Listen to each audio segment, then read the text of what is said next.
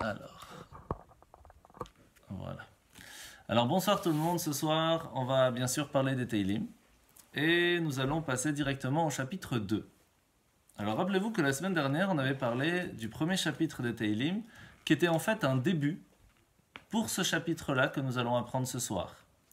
Étant donné que lorsque le roi David veut souligner quelque chose de très important, il commence et finit par le même mot, comme on le voit dans les Alléluia, etc. Ici, c'est comment ça va commencer le premier chapitre avec Ashrei Aish Asher Lo Halach Be'atzat Reshaim, etc. Heureux soit l'homme ou loué soit la personne qui va agir convenablement. Et on avait expliqué que qu'est-ce qui se passait lorsqu'on agissait convenablement? On recevait telle et telle chose, mais si à l'inverse on n'était pas convenable, alors on pourrait recevoir aussi telle et telle chose. Eh bien, comme on va le voir à la fin de ce chapitre, à la fin du chapitre, le chapitre 2, eh bien, nous allons voir quelque chose de différent. C'est quoi? Oui, Baruch, t'inquiète pas. C'est que à la fin du chapitre 2, ça va être marqué, je vais vous le lire, Ashrei kol chosevo. Loués soient ceux qui vont mettre en lui leur confiance. Et donc, en fait, on commence avec qu'est-ce qu'il faut faire pour pouvoir être sûr d'avoir la réussite de façon générale, d'avoir l'aide d'Hachem. Et inversement, qu'est-ce qui se passe à la fin, après qu'on aura tout expliqué, on va comprendre totalement pourquoi ça vaut le coup d'avoir la confiance en Hachem. De base, il y a cette question, comme je vous ai dit la semaine dernière, qu'on allait poser. Et c'est un petit peu la base de ce chapitre, c'est comprendre comment ça se fait que quand on regarde le monde, on voit qu'il y a des personnes qui ne se comportent pas convenablement, et pourtant ils ont une réussite. Alors ça peut être une réussite sociale, une réussite matérielle, une réussite morale, une réussite de couple, d'enfants, de beaucoup de choses. Et pourtant ils ont une réussite. Alors comment c'est possible? De façon générale, on va voir une phrase dans ce chapitre qui est très résumée, qui est très forte. C'est rira bien qui rira le dernier. Alors ça peut être vu de différentes façons, mais la réponse en quelques mots, c'est que il y a une force dans la Gemara, dans le Talmud, qui dit qu'à partir du moment où une personne, pendant plus de 40 jours, elle n'a aucun souci, alors la Gemara, à ce moment-là, le Talmud va expliquer c'est quoi les soucis, même tout petit, c'est-à-dire que même vous êtes au magasin par exemple, et vous allez sortir de votre poche pour payer 2 euros et vous n'avez que 1,50 €, le fait de devoir remettre la main dans la poche, c'est déjà un souci. Donc ça veut dire vraiment quelqu'un qui voit 40 jours au top. Eh bien il a du souci à se faire parce que ça veut dire qu'il est en train de manger, de profiter de ses bonnes actions dans ce monde et il n'aura plus rien dans le monde futur. Donc qu'est-ce que nous dit le Teilim? Qu'est-ce que nous dit le roi David ici? Sachez que cette réussite, en fin de compte, elle n'est que de très courte durée. Parce qu'en fin de compte, quand la personne, elle part de ce monde, même pas avec ses chaussettes, elle repart. Ce qui fait que c'est en fin de compte, en rapport à une éternité, c'est quoi 120 ans? C'est même pas une goutte d'eau. Et donc, c'est pas sur ça qu'il faut miser la réussite, parce qu'en fin de compte, déjà dans la vieillesse, on en profite beaucoup moins, mais en plus, lorsqu'on est parti, il ne reste plus rien. Vous connaissez sûrement cette histoire de cette personne qui était extrêmement riche et qui va demander à ses enfants d'ouvrir une première lettre à son enterrement et une deuxième après l'enterrement. Dans la première lettre, c'était marqué que sa dernière demande, c'était d'être enterré avec les chaussettes. Et ils vont faire des pieds, des mains, essayer de payer le rabbin, tout ce que vous voulez. Impossible, il a été enterré sans, parce qu'on n'a pas le droit. Et après l'enterrement, ils vont ouvrir la deuxième lettre. Et là, ce sera marqué, vous voyez mes enfants, ne vous battez pas pour l'héritage. Vous voyez que même des chaussettes, on ne repart pas avec. Et donc, ce message est très fort. Parce qu'en fin de compte, qu'est-ce qui nous reste? Tout ce qui est matériel, ce sont des choses futiles, c'est des choses qui sont extrêmement limitées. Il y a une seule chose qu'on laisse, c'est nos enfants. C'est le nachat, c'est le plaisir de voir qu'ils ont bien grandi, qu'ils ont des morales, qu'ils ont des valeurs, qu'ils vont transmettre ça, que le judaïsme va continuer. Il n'y a que ça qu'en fin de compte qu'on peut être fier de ce qu'on aura fait ici sur Terre. Et bien sûr, de toutes les bonnes actions que l'on va faire et que l'on va profiter dans le monde futur. Et c'est pour cela que le premier chapitre et le deuxième chapitre, le Meiri nous dit, ils sont très très liés. Très très liés parce que d'un côté, on va avoir la technique qu'on a expliquée la semaine dernière de quels sont les conseils pour pouvoir être sur le bon chemin, ne pas écouter le conseil des méchants, etc. etc. Et en fin de compte, quel va être matériellement ce qui va ressortir de ça. Et ça, c'est ce qu'on va voir un petit peu plus ce soir. Maintenant, il faut savoir aussi une chose très importante, c'est le génie du roi David qu'il va transmettre dans les Tehillim. On peut le traduire, l'expliquer selon le message qu'il a vécu à ce moment-là, comme par exemple, on va voir que ce chapitre va être écrit au moment même de son investiture en tant que roi, et donc on va voir que les Philistins vont prendre les armes, etc. Et de l'autre côté, il va y mettre des prophéties sur le futur, sur Gog et Magog, sur la prophétie juste avant Mashiach, qui sont assez extraordinaires. Comme on va le voir ce soir, vous allez voir, c'est assez fort. Et ça, c'est vraiment le côté unique des Tehillim qu'il y a, que on va voir, pour résumer, ce qui est marqué, et ça j'ai pu réviser aussi dessus dans la Gemara Sota, à la fin de la page 49, vous pouvez aller voir là-bas 49b, c'est assez extraordinaire, où il va préciser, comme le roi David va le faire un petit peu ici, qu'est-ce qui va se passer juste avant que Mashiach arrive. Je vais vous le lire, et vous allez voir, c'est assez extraordinaire. Toutes ces nations souffriront d'instabilité interne.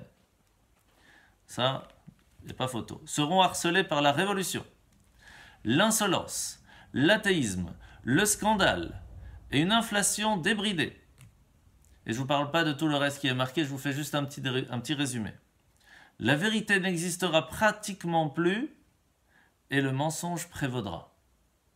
Et seulement après tout ça, Mashiach va venir, et on va expliquer ça veut dire quoi le mot Mashiach aussi, ça fait partie du Tehillim, et il va donner une autre force, une autre façon de vivre, une autre façon de voir, et ça va changer cette domination qui se passe aujourd'hui dans les gouvernements, et il y aura quelque chose de totalement nouveau, que tout le monde attend aujourd'hui en fin de compte, pas seulement les juifs, mais de façon générale, aujourd'hui, on ne sait plus vers qui se tourner.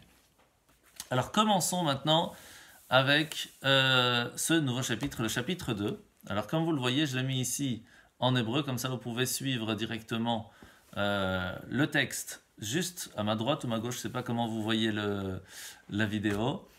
Et c'est marqué comme ça. Lama rakshu goyim ou leomim yigorik. Alors, lama, bien sûr, c'est une question. Alors, qui pose à qui la question? C'est le roi David, qui vient d'être institué en tant que roi. Et il pose la question au peuple, mais pas seulement au peuple d'Israël, à tout le monde de façon générale, et plus précisément, comme on va le voir, aux Pélishtim, Philistins, qui vont essayer de prendre les armes contre le peuple juif. Et il leur dit, pourquoi vous, les peuples, les goïms, vous vous rassemblez? Alors, le Midrash Chodesh Tov vient nous traduire le mot rakshu par le mot regesh. C'est pas seulement rassembler. Le mot regesh, ça veut dire un sentiment. C'est-à-dire que à ce moment-là, les non-juifs, les nations avaient un sentiment d'excitation. Ils étaient agités, ils étaient houleuses. Alors, c'est ça qu'il est en train de poser la question. Le roi David dit, pourquoi toutes les masses là vous êtes houleuses? Qu'est-ce qui vous arrive? Pourquoi vous faites des manifestations? Qu'est-ce qui vous arrive? Makara. Midrash il continue, il nous dit, à quoi on peut comparer ces gens-là? À des sauterelles qui sont enfermées dans une boîte et qui essayent éperdument d'en sortir. C'est-à-dire qu'ils sont tous à l'intérieur, ils voient qu'il y a une sortie, mais ils n'arrivent pas à ouvrir la boîte, alors ils bougent, ils bougent, ils bougent, ils bougent. Ok? Ça là, on voit ça dans le monde. Ils essayent de faire des manifs, il n'y a rien qui sort de ça. Parce que la porte elle est fermée. C'est pas compliqué. Et donc, le roi David, il pose la question à ces personnes-là qui bougent, qui essayent de faire du mal, qui essayent de prévoir des choses. Il leur dit, les nations, pourquoi vous jasez en vain? Pourquoi vous tournez en vain? Alors, la partie historique qui se trouve à ce moment-là, c'est que lorsque les Philistins se sont rassemblés ensemble, et plusieurs nations ensemble, pour pouvoir attaquer le roi David, il venait d'être couronné. Et donc, qu'est-ce qui s'est passé juste avant? Il faut se remettre dans l'histoire. C'est que le roi Shaoul, qui était un roi quand même assez extraordinaire, malgré ce qui a pu se passer, a perdu la royauté à cause du fait qu'il n'a pas suivi au millimètre près ce que Hachem lui avait demandé. Il lui avait demandé d'aller détruire Amalek et que grâce à ça, Mashiach pourrait arriver. Malheureusement, pendant tout le combat, il va faire deux erreurs. Une, on va dire pas trop grave, c'était de laisser les animaux vivants. Il s'est dit peut-être on va les offrir à Dieu, mais Hachem lui a dit j'ai pas besoin de tes animaux, si je t'ai dit de les tuer, c'est pas pour rien. Mais le grave problème, c'est que il va laisser vivant le roi de Amalek pendant une seule nuit, le temps d'arriver à Jérusalem, enfin pas à Jérusalem, à Shiloh, là où il était, là-bas son palais, parce que Jérusalem ça va être plus tard, on va l'apprendre, et pour pouvoir le tuer devant tout le monde, et pouvoir montrer à tout le monde, entre guillemets, ça y est, Amalek c'est fini. Donc d'une certaine façon, il n'y a rien de grave là-dedans. Le souci, c'est que pendant cette nuit, le roi de Amalek, qui s'appelait Agag, femme et enfant aussi, Baruch, oui, tout le monde. Non, mais il a tué femme et enfant aussi, mais sauf le roi. Et il va avoir une relation, ce roi. Ce qui fait qu'un enfant va naître de cette union. Qui va avoir des enfants, qui va avoir des enfants, qui va avoir des enfants, qui va venir de ça? Aman, de l'histoire de Purim. C'est pour ça qu'on dit Aman ha-Agagi. Parce que Agag, c'était le nom du roi de Amalek. Et donc, à cause de ça, le prophète Shmuel va dire au roi Shaoul, à cause de ça, tu as perdu ta royauté, toi et tes enfants ne seront plus jamais rois, et je vais choisir quelqu'un d'autre. Donc c'est dur. Le roi David va être choisi, je ne rentre pas dans le détail parce qu'on n'y est pas maintenant, et il va essayer de le tuer parce qu'il va être jaloux de lui, et il va se sauver pendant plusieurs années, et seulement lorsque il va faire sa dernière bataille, le roi Shaoul va perdre la vie au combat. Alors, pour résumer un petit peu ce qui s'est passé, le roi Shaoul, parce que ça, il y a beaucoup de détails, je ne vais pas rentrer trop dans le détail, avant d'aller dans cette dernière bataille, toujours il demandait le conseil du prophète. C'était toujours le cas.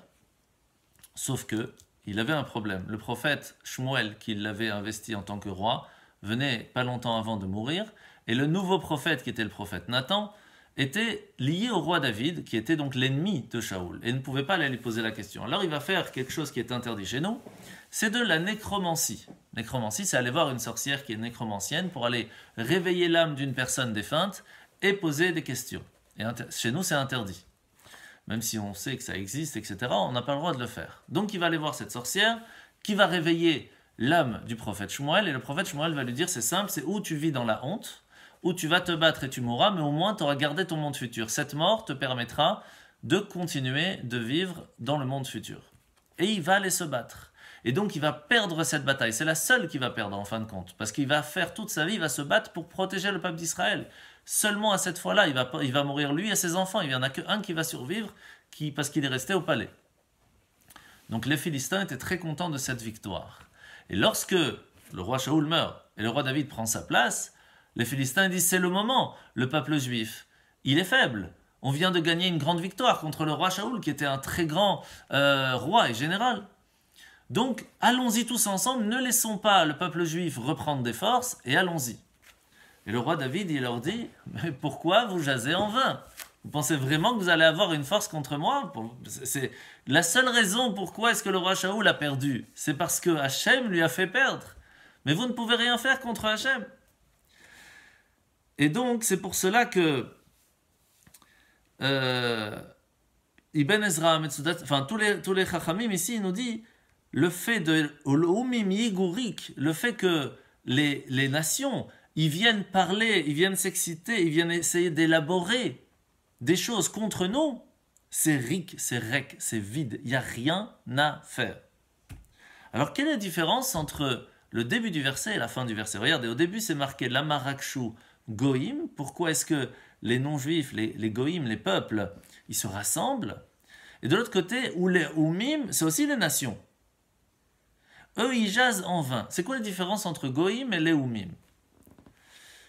Eh bien, en fait, la différence, elle est dans la raison pourquoi est-ce qu'ils sont ensemble. Goïm, c'est l'unification par la géographie. Comme ils sont à côté, ils vont s'unir ensemble. Oumim, c'est quoi Oumim? C'est des personnes qui vont s'unir pour des intérêts politiques, des intérêts religieux, pour des relations communes. contre quelqu'un d'autre. Et précisément ici, on parle du peuple juif. Donc ici, on se rend compte qu'il y a beaucoup de personnes qui vont venir se mettre ensemble contre nous. Des personnes par union géographique, mais aussi par union de pensée commune. Et quand même, le roi David leur dit, tout ce que vous essayez d'élaborer, c'est pour rien.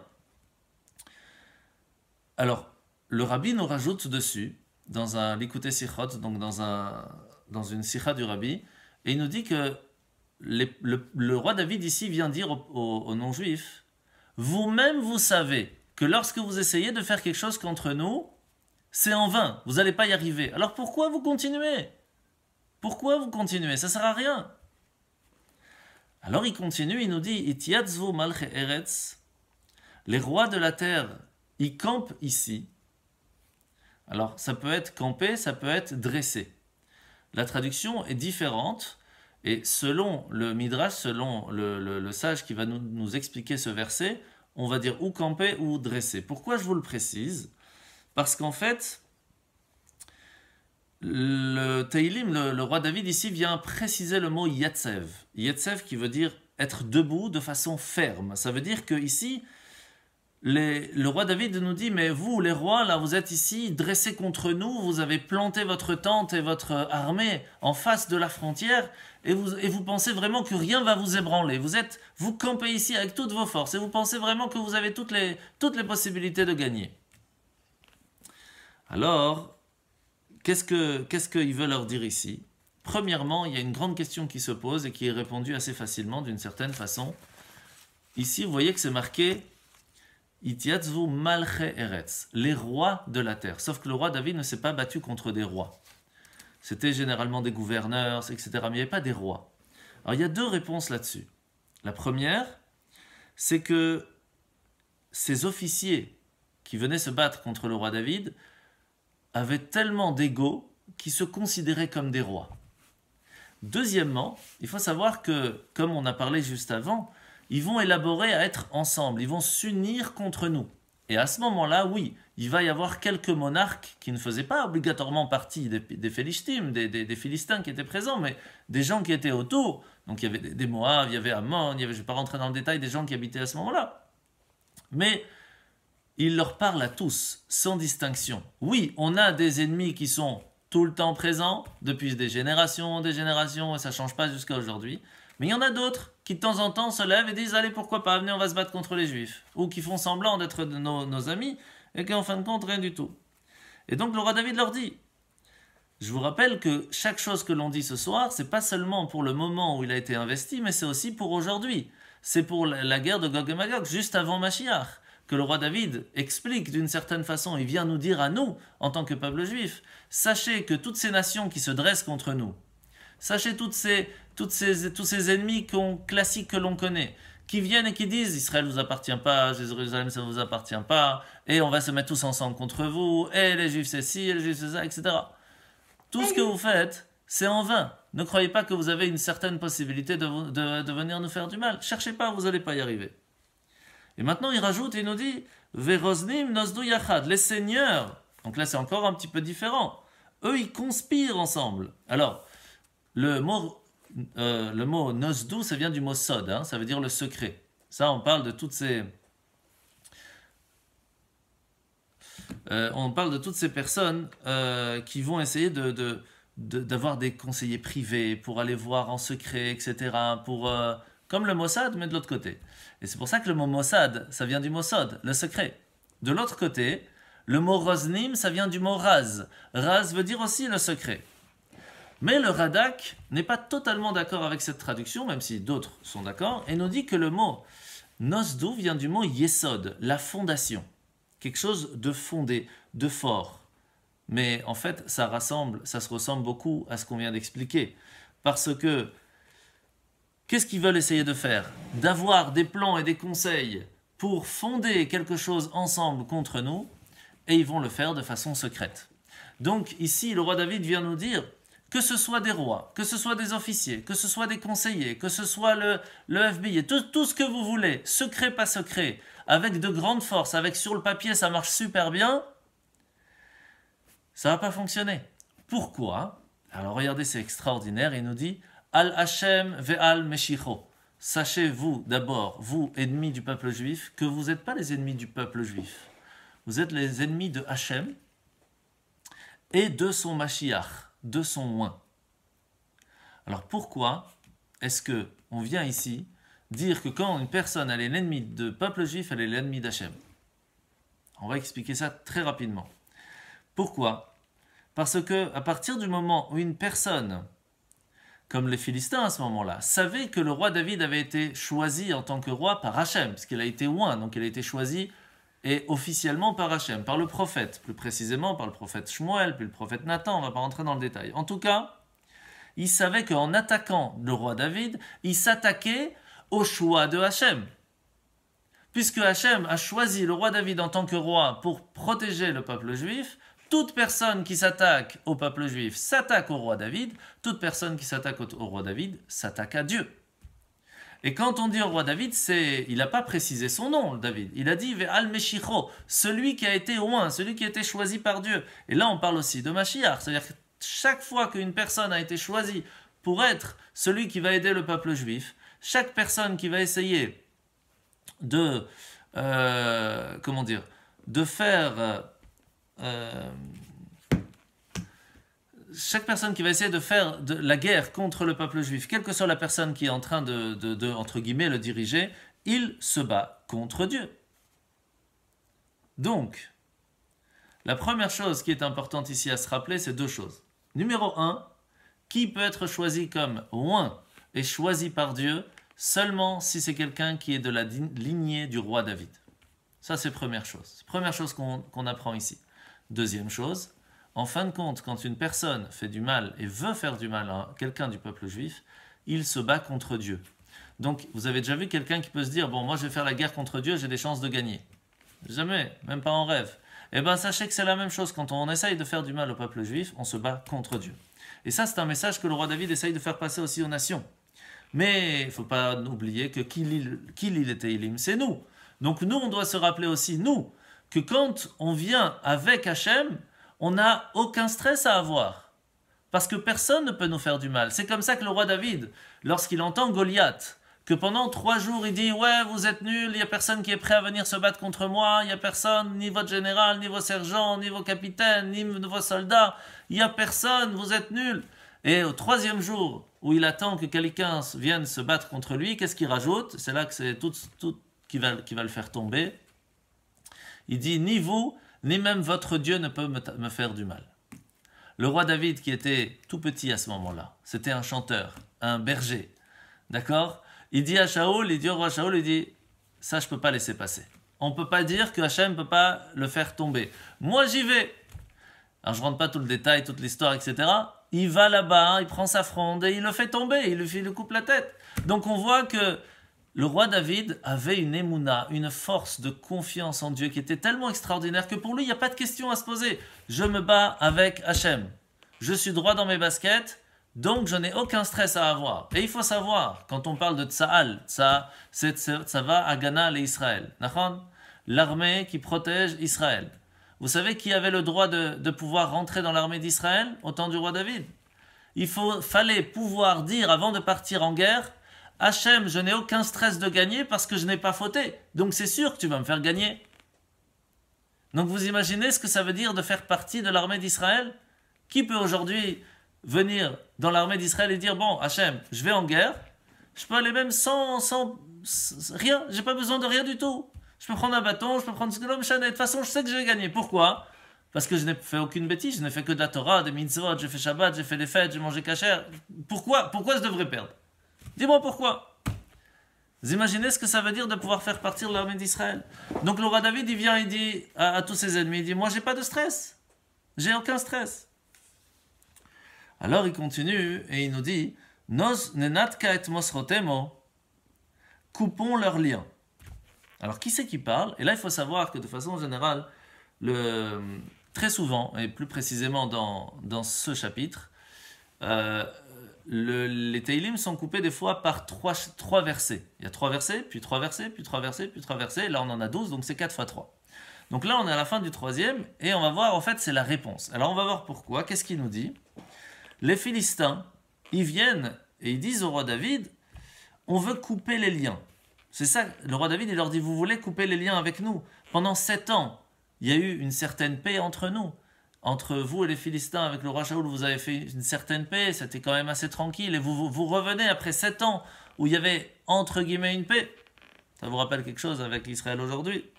Il y a eu un moment où ça va, puis après ça va plus. Alors le roi David, il vient, il dit, maintenant vous voulez couper. Alors, qu'est-ce qu'ils veulent couper? Et là, c'est très intéressant, vous allez voir. Bon, Nenatka, ça veut dire couper, mais Mosrotemo, c'est des liens. Quelle sorte de liens? Alors sur ça, il y a différentes explications. Rashi, Metsudot, etc., donc on va dire le sens simple, vient nous dire que ce sont des liens qu'on utilisait de façon générale pour atteler les bœufs au joug. Donc c'est des liens qui permettent à ce que la personne aille tout droit. Et donc en fait, ici, le roi David, il leur dit, vous voulez arrêter d'être obligé d'écouter le peuple juif parce que vous voulez avoir votre propre liberté, vous voulez vivre tranquille, vous voulez faire la guerre contre nous, vous en avez marre de ne pas faire la guerre contre nous. Sauf que il y a d'autres grands sages qui viennent nous expliquer que le mot Mosretemu, ça vient du mot Moussar. Moussar, c'est quoi? C'est la discipline morale. Donc en fait, les Philistins, ils viennent, ils disent, vous le peuple juif, vous nous saoulez. Pourquoi? C'est très simple. Nous, on veut être tranquille. On ne veut pas avoir de stress. On ne veut pas qu'on nous oblige à ne pas avoir le droit de se marier avec telle ou telle personne. On ne veut pas avoir l'obligation d'être honnête. On ne veut pas avoir l'obligation de ne pas voler, de ne pas tuer, de ne pas... On veut être tranquille. Ce que mon cœur me dit, j'ai envie de faire. Et vous, les Juifs, vous êtes trop embêtants pour nous parce que vous nous montrez un exemple où vous vous contrôlez tout le temps. Tout le temps, à chaque fois qu'il y a quelque chose que vous avez envie de faire, vous vous battez contre votre cœur et vous essayez de tout faire pour faire les choses convenablement. On n'a pas envie de ça. On a envie de se marier entre hommes, on fait entre femmes, tu veux faire avec ci, fais avec ça. Tu veux boire, bois, sois content dans ta boisson. Ils n'ont pas envie d'avoir ces liens qui les empêchent de, entre guillemets, d'être libres. Ils n'ont pas envie. Et c'est pour cela que il continue, le roi David, et nous dit, Venashlicha mimenu avotemu, rejetons loin de nous leurs cordes. Pourquoi pas les couper? Et ça, c'est le problème quand on accepte qu'il y a un Dieu sur terre. Alors on est obligé de savoir qu'on a une responsabilité.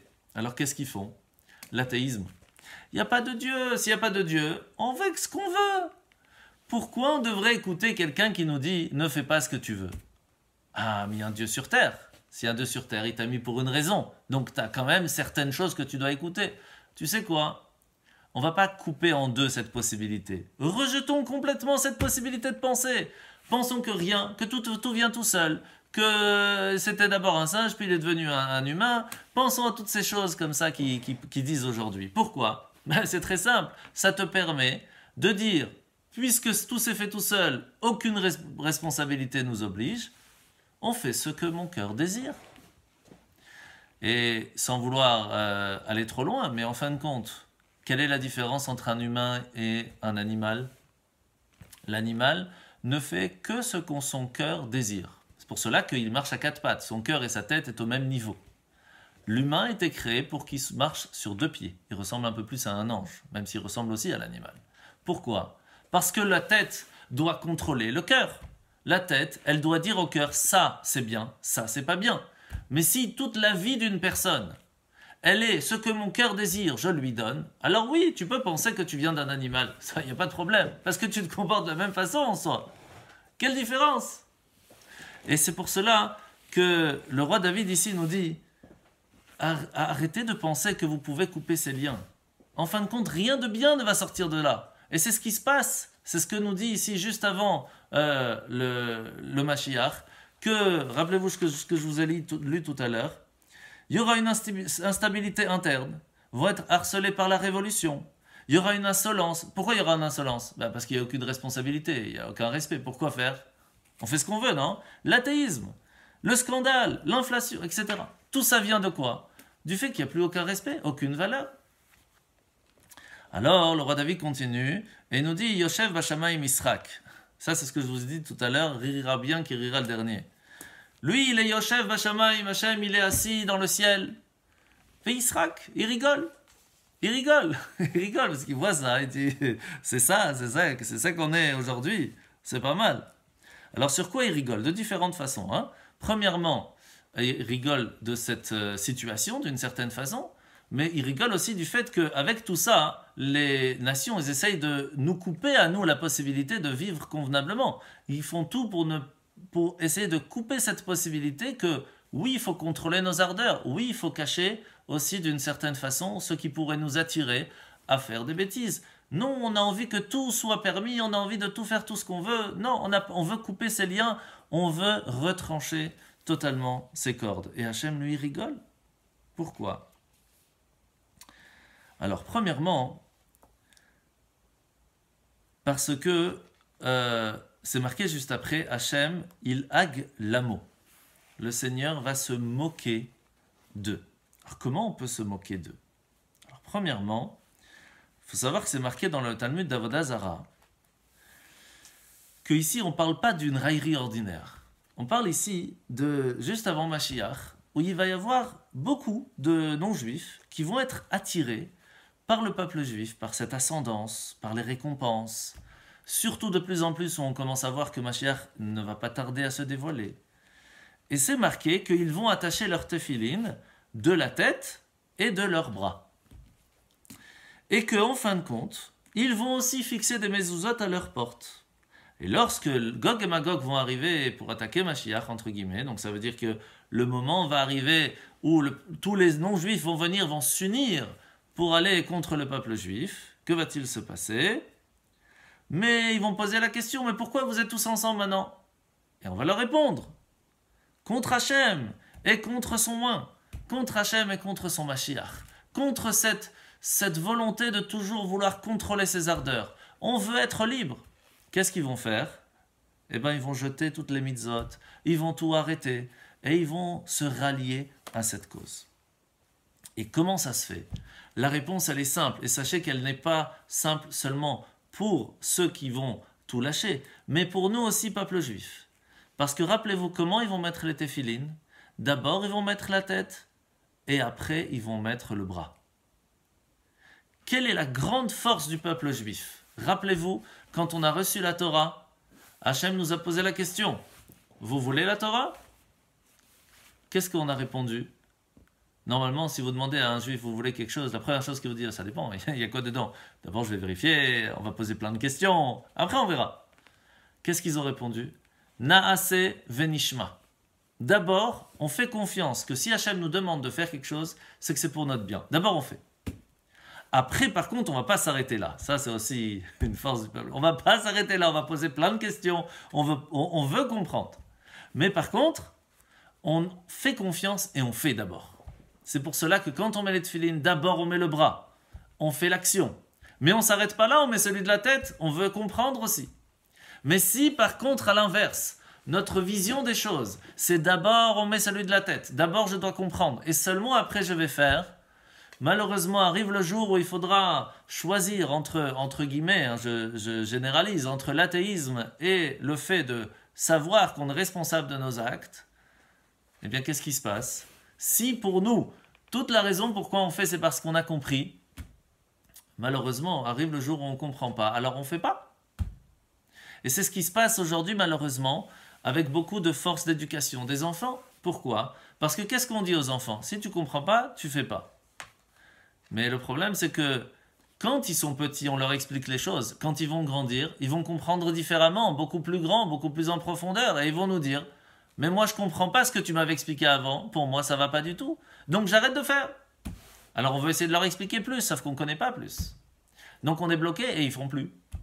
Et ça, je ne parle pas que de judaïsme, je parle de façon générale, sur les valeurs. Et c'est pour cela qu'il est important, très important, de ne pas oublier une chose importante dans l'éducation. Autant c'est important d'expliquer, autant c'est important d'expliquer aussi à nos enfants que même si on ne comprend pas, il faut faire. Et c'est pour cela que par exemple à Pessah, sur les 4 questions de Manishtana, on donne la réponse pourquoi on s'accoude? Parce qu'on est libre. Pourquoi on mange le maror? Pour se rappeler de la difficulté qu'avaient nos ancêtres.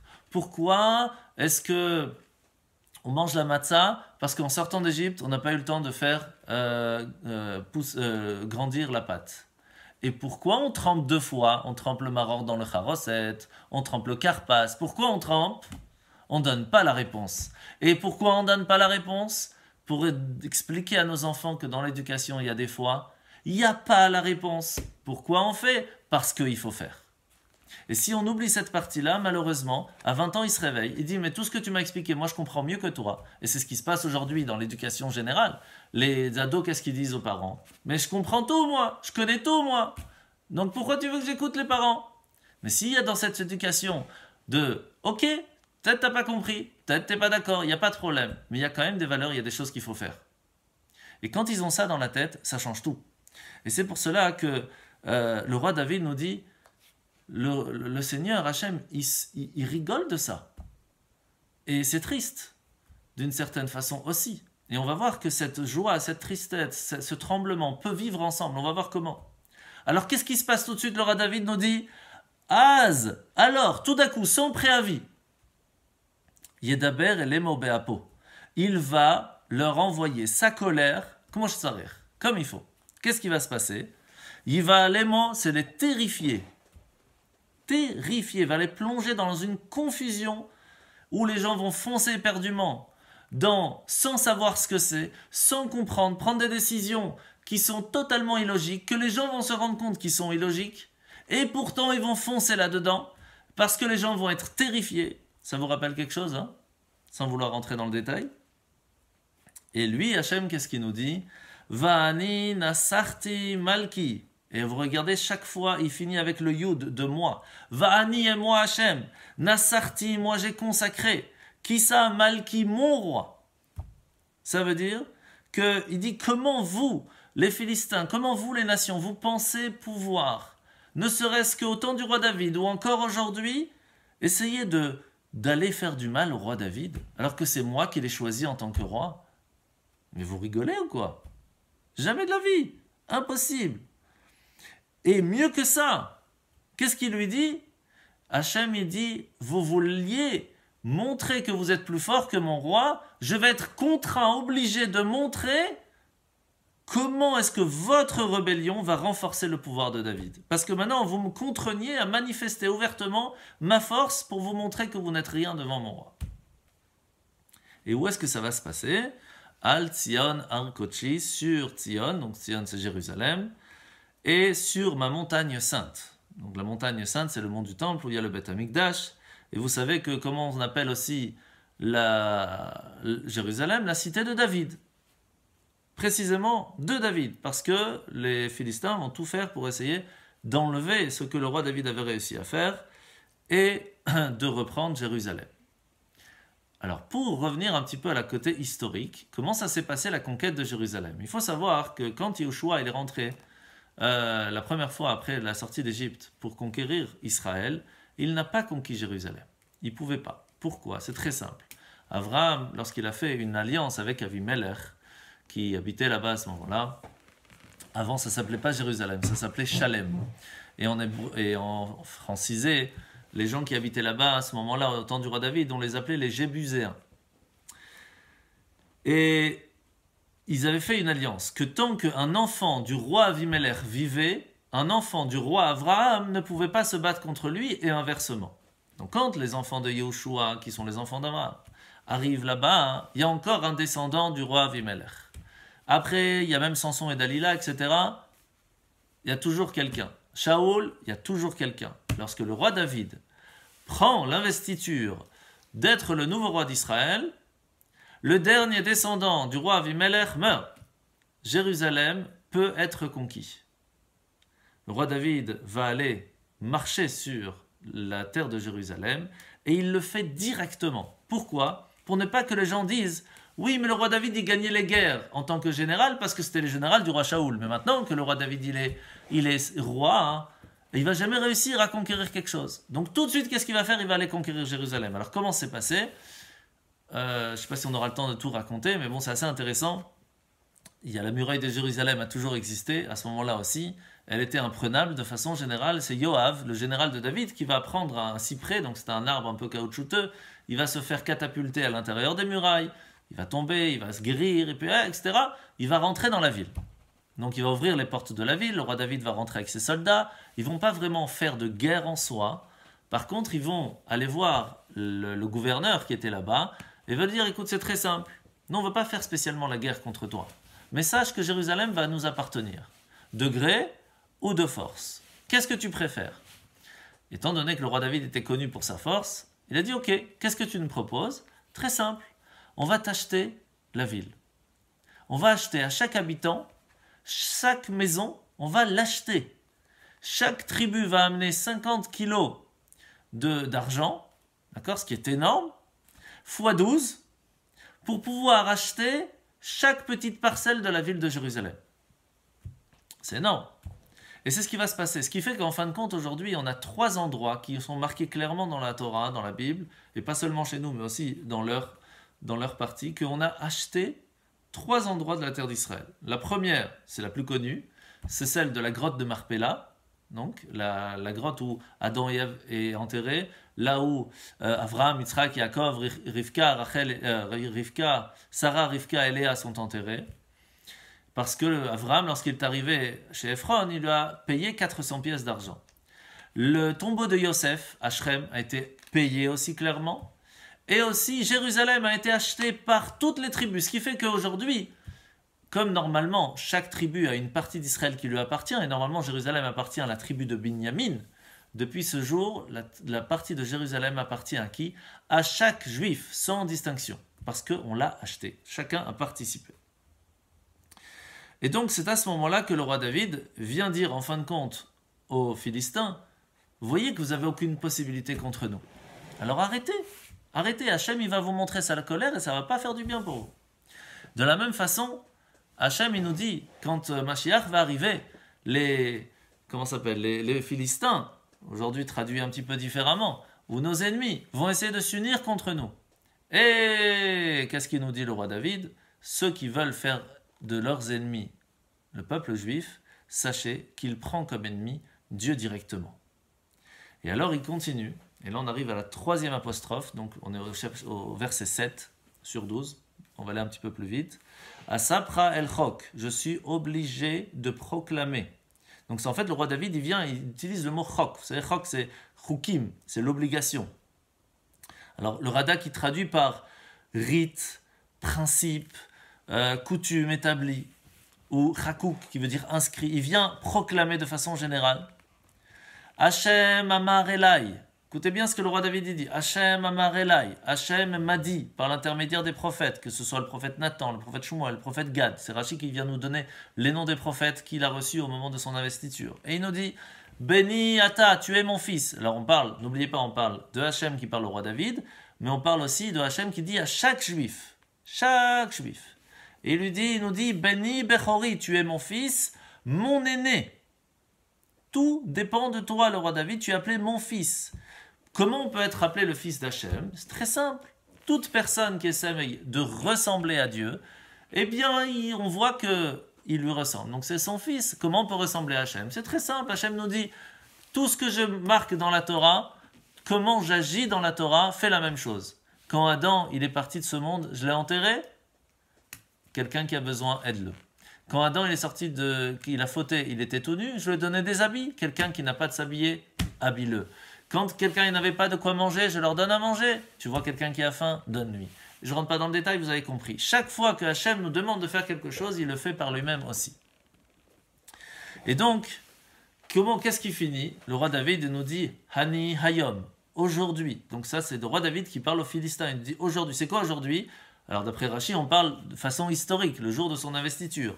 Mais ici, on parle aussi de aujourd'hui. C'est quoi aujourd'hui? C'est chaque jour. On peut nous aussi demander à Hachem tout ce que l'on a besoin. Pourquoi? Hani Hayom Yelatticha. Le Hachem, il dit au roi David, sache qu'aujourd'hui pour moi, c'est comme si tu viens de naître. Tu viens de naître. Ça veut dire quoi tu viens de naître? Vous savez que quand une personne, elle vient d'avoir un petit garçon ou une petite fille, elle l'aime sans limite. Pourtant, si on regarde dans le futur toutes les bêtises qu'il va lui faire, toutes les nuits qu'il va passer, tous les problèmes qu'ils vont lui amener. Comment on peut tellement l'aimer? Alors, bon, Hachem, parce que c'est un bébé, il vient, il est tout pur, il est bien, il est magnifique, il est... Et bien, c'est la même chose. Hachem, il dit ici, il dit, toi, le roi David, tu viens d'être investi en tant que roi, pour moi, tu viens de naître. Je t'aime de la même façon qu'un bébé. Et Hachem, il nous dit, de la même façon, sache que tous les jours, je réitère la création. Je recommence la création chaque instant, ce qui veut dire qu'aujourd'hui n'est pas hier, et aujourd'hui, tu viens de naître. Pour moi, tu viens de te réveiller, tu viens de naître. Et on fait Modéani, merci Hachem que tu m'as rendu mon âme. Pourquoi? Parce que je viens de naître. Mon âme était partie au ciel, c'était pas sûr qu'elle revienne. Aujourd'hui, elle est revenue, je suis un nouveau-né. Donc si je suis un nouveau-né, je peux tout recommencer à zéro. C'est extraordinaire. Alors, qu'est-ce qu'il fait? Le roi David continue, il nous dit, Sha'al mimeni, demande-le-moi. Tu n'as qu'à demander. Ça veut dire quoi demander? Le mot Sha'al, ça vient aussi du mot prier. Ça veut dire prie. À chaque fois que tu as un problème, demande. Si tu demandes, je te donne, mais demande pas shoot. C'est tout ce que je te demande. Vous connaissez cette histoire du Baal Shem Tov qui, comme il avait l'habitude, il partait avec son carrosse et ses élèves et il demandait au cocher de laisser les chevaux aller tout seuls. Il arrive devant une petite masure, une petite maison dans la campagne et il tape à la porte et dit « Bonjour messieurs, est-ce qu'on peut passer un petit moment chez vous ?»« Bien sûr monsieur, rentrez, mais sachez que j'ai pas beaucoup à manger, mais je vous donnerai ce que je peux. » Il leur donne leur propre lit, il leur donne... C'était vraiment des gens très très pauvres. Il va carrément vendre sa vache pour pouvoir donner à manger aux invités. Il va leur vider tout ce qu'ils ont. Sauf que les élèves, ils sont très étonnés parce qu'il y a une loi qui nous dit que c'est interdit d'aller manger chez quelqu'un qui n'a pas beaucoup d'argent parce que c'est lui prendre le pain de la bouche. Comment le Baal Shem Tov peut se permettre de faire ça? Le Baal Shem Tov, lorsqu'il voit qu'il n'y a plus rien à manger, il part. Et juste avant de partir, le monsieur lui dit « Vous allez où maintenant ?»« Ahmed Ziboz, vous pouvez parler s'il vous plaît et demander au Baal Shem Tov qu'il me bénisse. » Il n'y avait pas WhatsApp, donc les gens ne savaient pas à quoi il ressemblait. Et le Baal Shem Tov dit « Mais c'est moi le Baal Shem Tov. » Et il part, sans rien dire. Donc les élèves, il faudrait que vous nous expliquiez. Et la personne, elle est éberluée, elle est comme ça, elle est bloquée juste à côté de sa maison. Il rentre à la maison, il dit « Mais les enfants, écoutez, on avait la chance d'avoir pendant quelques jours le Baal Shem Tov à la maison. » Mais les enfants, ils pleurent. Ils disent « Papa, c'est bien gentil tout ça. Mais nous, on a faim. On a faim. » Alors le monsieur, il ne sait pas quoi faire. Alors il lève les yeux vers le ciel, il dit « Hachem, s'il te plaît, donne-moi à manger. » Quelques minutes plus tard, les enfants vont jouer dans le jardin, ils trouvent un trésor, ils deviennent super riches. Alors il faut comprendre qu'est-ce qui s'est passé ici. Le Baal Shem Tov explique aux élèves que ce monsieur méritait d'être riche. Mais le problème, c'est qu'il ne demandait pas. Il faisait sa prière, il lisait les mots. Mais il ne demandait pas. Il n'a pas jamais ouvert son cœur à Dieu en disant « Hachem, donne ». Il fallait que je lui enlève tout pour qu'il puisse demander avec cœur et à ce moment-là, il a reçu. La même chose, le roi David nous dit ici, mais demande. Qu'est-ce que je te dis? Demande, il y a la prière. 3 fois par jour, tu peux venir me demander ce que tu veux, mais demande s'il te plaît. Ve'etna goim nachalatecha, je te donnerai les peuples en héritage, étant donné que tout le monde entier appartient à Hachem. Automatiquement, il fait ce qu'il veut. S'il veut que tel pays appartient à telle personne, il lui donne. Et à partir du moment où c'est marqué au tout début de Bereshit, vous savez que la première question de Rashi sur Bereshit, il ramène son père, par respect à son père, mais il dit pourquoi la Torah elle commence par Bereshit? Pour nous rappeler que Hachem a créé le monde. Et s'il a créé le monde, il a créé Israël. Et si au début il a donné Israël à telle personne, quand il a dit je le donne au peuple juif, c'est au peuple juif. Et maintenant on ne peut pas l'enlever. Et la preuve, pendant les 2000 ans où il n'y avait pas le peuple juif qui habitait, il n'y avait aucune ressource qui était convenable. Personne n'a réussi à faire d'Israël ce que c'est aujourd'hui en 70 ans. Il n'y a pas. Parce que la terre d'Israël appartient au peuple juif. C'est la preuve. Mais il faut savoir qu'il va rajouter un mot, c'est très important, Vachazotecha afse aretz, les confins de la terre pour domaine. Le mot afse, c'est le néant. Ça veut dire qu'il y a des fois des gens qui ont beaucoup de biens, mais étant donné qu'ils sont tellement occupés qu'en fin de compte, ils profitent de rien. Combien de gens qui sont extrêmement riches, qui ont 50 maisons dans le monde, et en fin de compte, ils n'y vont jamais. Mais c'est pas seulement ça, des fois on prend possession de beaucoup de choses, de beaucoup de domaines, et on n'a pas le temps de s'en occuper, en fin de compte, c'est du néant. Eh bien, Hachem, il nous dit, à partir du moment où tu te comportes comme David, tu essayes de ressembler à Hachem, tu fais les choses convenablement, je t'offre pas seulement de te donner la terre, je t'offre aussi de pouvoir la posséder et de l'exploiter. C'est une grande bénédiction. Et il continue, Teraem beshevet barzel, tu les briseras, tu les feras paître, c'est toi qui va les gérer, les diriger. Beshevet barzel avec un sceptre de fer. C'est quoi le sceptre de fer? Il y a deux explications. Il y a l'explication physique, qu'avec l'épée, tu vas réussir à gagner tout le monde. Et puis il y a l'explication plus profonde, que l'épée va te permettre de leur faire comprendre qu'il faut avoir de la crainte d'Hachem seulement, et que si tu as la crainte d'Hachem, tu vas réussir à casser ton Yetzerara. L'épée de fer va permettre de casser ton Yetzerara et de te faire réussir à écouter ton bon penchant et donc de faire ce que Hachem te demande. Kirli Yotzer Tenapsem, tu les fracasseras comme un vase de potier, donc ça veut dire de façon générale il va les disperser, il va gagner très facilement. Ça nous ramène à tout début, vous vous rappelez, qu'est-ce qu'ils faisaient les goïms? Ils essayaient de se mettre ensemble parce qu'ils étaient unis géographiquement et ils essayaient de faire une armée contre nous. Et là, le roi David dit, comme un vase de potier, tac, on va les casser. Veata et maintenant, Melachi Maskilou. Vous, maintenant, sachez que vous, ces rois-là, qui essayent de se mettre ensemble par la connaissance, et vous voulez essayer de réfléchir ensemble, essayez de comprendre que si vous réfléchissez un petit peu, si vous faites teshuva maintenant, vous avez encore une chance. Hachem donne toujours la possibilité à une personne de faire teshuva. Et le roi David leur donne cette possibilité. Il leur dit, vous maintenant, Philistins, chaque fois vous faites la guerre contre nous, asseyez-vous 2 minutes et réfléchissez. Vous pensez vraiment que vous allez gagner? Pensez vraiment que le but de ce monde, c'est de venir dans ce monde, de naître, de kiffer et de partir. Il n'y a que ça dans votre vie. Même les animaux, eux, ils ont tout gratuit. Vous devez aller à l'école, c'est encore pire. Chaval. Réfléchissez. Il y a une raison pourquoi vous êtes dans ce monde. Si vous réfléchissez, il y aura une chance. Sinon, il n'y aura rien. Ivasru shofte haaretz, soyez disciplinés, vous juges de la terre. Vous pensez être des juges, vous pensez être des gouverneurs, vous pensez être des présidents. Vous pensez que par votre intelligence, vous allez essayer de vous rassembler contre nous, vous allez faire tout ce que vous voulez. Mais il n'y aura rien qui va sortir de ça, en fin de compte. En fin de compte, rien ne va sortir de ça. Alors arrêtez. Soyez disciplinés. Ivasru, c'est quoi Ivasru? Rappelez-vous, Mosrotemo, cette corde qu'ils essayent de relâcher, c'est le moussard, cette discipline de la personne qui doit contrôler ce que son cœur lui demande. Ne faites pas que ce que ton cœur te dit. Réfléchis un petit peu. Vous savez, sur ça, il y a quelque chose de très fort qu'on m'a raconté quand j'étais assez jeune et que je voulais passer mon permis voiture. Il y a un jeune qui est parti voir le rabbi de Lubavitch, il est passé devant le rabbi, il lui dit « Rabbi, je voudrais apprendre à faire le permis pour conduire une voiture. » Et le rabbi lui a répondu « Apprends d'abord à te conduire toi-même, et puis après tu pourras conduire une voiture. » Et c'est un petit peu la même chose que le roi David dit ici. Vous, juges, vous, président, vous voulez juger tout le monde, vous voulez être ceux qui vont donner des leçons de morale. Mais vous-même, vous ne savez pas vous conduire. Apprenez à vous conduire, et après on pourra vous écouter. Et ça, c'est une base qu'on a de façon générale. Et alors, il finit, Ivdu et Hashem besimcha, servez Hashem avec crainte, avec... alors, on va voir ici, Vegilu bir ada. On va essayer d'aller vite, puisqu'il reste quelques minutes. Qu'est-ce qu'il vient ici nous dire? Vegilu bir ada, réjouissez-vous avec tremblement. Alors, comment on peut trembler et être joyeux? En général, ça ne va pas spécialement ensemble. En fait, il y a deux choses ici qui sont importantes.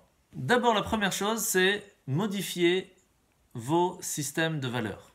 Faites en sorte de ne désirer que ce que Hachem désire. Si vous avez déjà ça en soi, ça veut dire que vous prenez la crainte, pas que les gens vont vous voir. Vous n'avez pas la crainte que vous allez en prison. Vous n'avez pas la crainte de tout ça. Ça, mettez de côté. Il faut l'avoir aussi. Mais ça, vous mettez de côté. Vous avez la crainte parce que vous savez qu'il y a une caméra qui vous regarde et elle est vue par Dieu chaque instant. Hachem vous regarde. À ce moment-là, on va avoir une autre vision des valeurs. Alors, vous allez guilou, vous allez vous réjouir bir ada lors du tremblement. Lorsque, au bout d'un moment, la révolution va arriver, parce que les gens ne sont pas si bêtes que ça, et à un moment, ils vont se réveiller, et ils ne vont pas vous laisser faire à vous faire tourner la tête, qu'il y a une Coupe du Monde, alors les gens pensent à autre chose, puis il y a le Covid, donc les gens pensent à autre chose, etc., etc. Les problèmes sont présents. Et ne croyez pas qu'au bout d'un moment, vous allez tout le temps réussir à faire tourner la tête des gens. À un moment, ils vont les voir et ils vont faire trembler la terre. Mais vous serez joyeux. Pourquoi ? Parce que lors du tremblement, vous avez changé d'avis. Vous avez changé votre façon de voir. Vous avez changé vos valeurs. Vous êtes modifié. Quand vous allez vous réjouir, souvenez-vous de ce tremblement que vous allez voir autour de vous. Et c'est pour ça que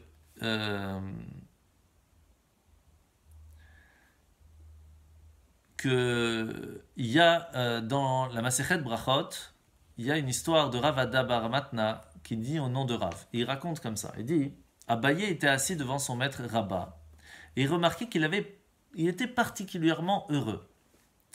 Alors il dit, mais comment on peut se réjouir et en même temps trembler ? Il dit, c'est très simple, parce que j'ai sur moi les téphilines. Les téphilines, là vous pouvez aller voir sur internet si vous voulez, sur YouTube, il y a tout un chiour sur les téhilim. Mais les téphilines permettent beaucoup plus facilement à contrôler ses ardeurs, contrôler ses pulsions. Et donc il lui dit, j'arrive, malgré la crainte que j'ai d'Hachem, à avoir cette joie aussi d'être avec Hachem. J'arrive à gérer les deux ensemble, à contrôler tout ça, parce que les téphilines m'aident. J'arrive à avoir ce contrôle sur moi. Alors, quelle est la solution ? Quelle est la solution ? C'est le dernier verset, on a fini. Nashku var, aspirer, embrasser la pureté. David, en fait, le roi David, à ce moment-là, il nous donne aux nations, de façon générale, déjà, une réponse. Il leur dit, habituez-vous à aimer ce qui est bon.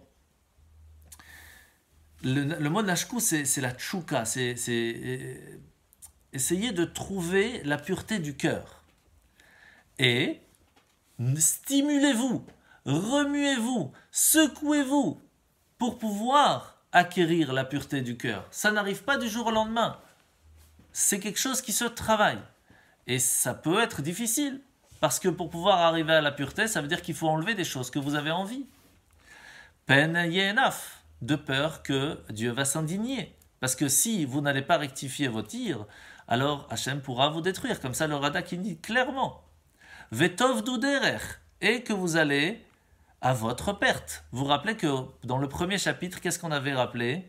C'était marqué Vederech Rechaim Toved, le chemin des Rechaim, des méchants, elle va en pure perte. Toute personne qui continue dans ce chemin, en fin de compte, c'est un chemin de perte. Donc qu'est-ce qu'il faut aller ? Il faut avoir une vigilance. Parce que les distractions que l'on a autour de nous vont nous détourner du droit chemin, et ça va en fin de compte à une vie totalement de perte. Les personnes se réveillent à 60, 70 ans, ils disent mais qu'est-ce que j'ai en fin de compte ? Rien. Une vie en pure perte. Kiv ar, kim at apo. Parce que bien vite sa colère va s'enflammer. D'accord ? Et ashre, et on finit, ashre kol chosevo. Louange à ceux qui mettent en lui leur confiance. Ça veut dire que, en fin de compte, celui qui va avoir la confiance en Hachem, eh bien, cette confiance, cette joie, cette louange, cette façon de pouvoir être heureux va éclater au grand jour. Elle se fait déjà de façon privée, où les gens se sentent beaucoup mieux s'ils ont des valeurs et du respect, à la différence que celui qui n'a pas tout ça et qui court vers des distractions qui sont totalement futiles, malheureusement, ils vont en pure perte et ils sont tout le temps à la recherche d'un autre bonheur. Et comme ces bonheurs-là ne sont que futiles et ne sont que pour un temps très limité, eh bien ils sont jamais satisfaits et vont chercher encore un autre. Ah, aller à Ibiza, c'est pas suffisant. On va aller à Tahiti, c'est pas suffisant. On va faire ceci, c'est pas suffisant. C'est jamais suffisant. Parce que la recherche du bonheur c'est dans des choses qui sont matérielles, qui sont limitées. Alors que si on recherche un bonheur qui est beaucoup plus grand, qui est beaucoup plus spirituel, qui est beaucoup plus illimité, alors c'est un bonheur qui reste dans la famille, c'est un bonheur qui est beaucoup plus fort, et c'est quelque chose qui reste sans limite. Voilà pour ce soir, et c'était donc la fin du chapitre 2 du Teilim, et la semaine prochaine, Bezrat Hashem, on passera au chapitre 3.